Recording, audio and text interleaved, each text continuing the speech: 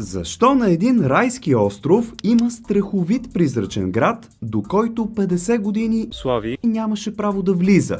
И как изглеждат най-старите парфюми в света?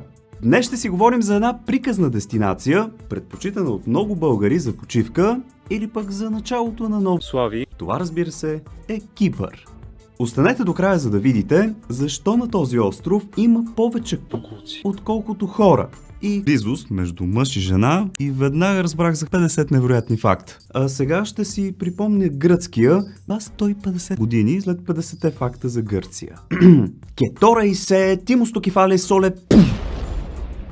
Повечето хора си мислят, че Кипър е просто една спокойна курортна държава. Историята и нещата там като цяло обаче са малко сложни и предизвикват напрежение между две наши съседки – Гърция и Турция. Географски погледнато, Кипър е името на третият по големина много остров в цяло Средиземно море. Който ми каже в коментарите кой е първият, печели готини геймски аксесуари. Територията на остров Кипър е 9251 квадратни километра, като горе-долу на дължина е около Слави, а на ширина около 100.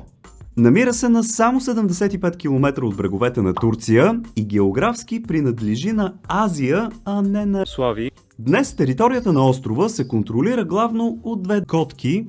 Свърши, повярвайте ми, олекна ми много. Това е положението, скъпи приятели, вече 50 години.